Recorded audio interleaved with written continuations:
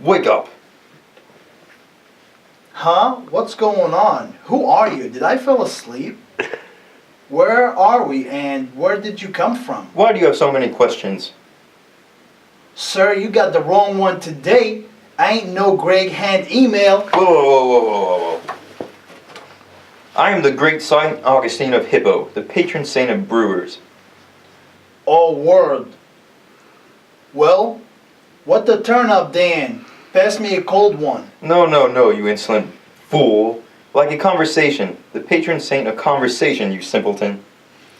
Oh, for real? So you're the man my professor's about to quiz me on? Bruh, why are your theories so damn difficult? You didn't have nothing else to do but sit around and come up with theories all day? Like, for real, bruh? What foolish student? My theories help shape Christianity as well as the world you live in today. Vine, Twitter, Instagram, none of these would be without me. What do you know about social media? I have more followers than you. Alright then, Mr. Augustine, explain to me your theories to me. Well, after I converted to Christianity, I ran into some huge problems. Firstly, rhetoric was developed by pagans. Psh, this was a big issue for the church for obvious reasons. I couldn't teach paganism as a Christian intellectual, so I had to fix the problems.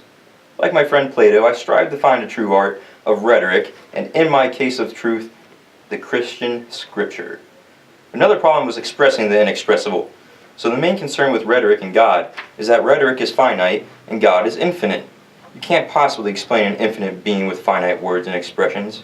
So in order for a preacher to preach the word of the Lord, he must cleanse his mind by using rhetoric. This allows for the preacher to cleanse human souls by refutation of error. So in a sense, rhetoric is a medicine for the soul. That sounds a lot like Plato's take on rhetoric. Plato and I both believe rhetoric is a way of finding errors. By finding these errors, humans can arrive at a divine truth through scriptures. The preacher delivers this truth to his audience in a clear, forceful way that aids the congregation. I also had to convince the Christians of my time that the Bible is a form of rhetoric, that it was pure Christian eloquence.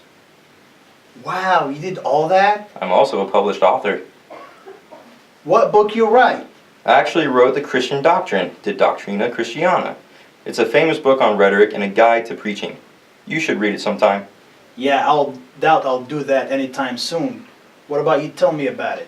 Well, I'll tell you about my theory of relationships between signs. The world you live in can be categorized into things and signs pointing to things. Wait, what? The world is made up of things and signs pointing to things. I'm still confused. Ugh. A sign is the thing which causes us to think of something beyond the impression that the thing makes.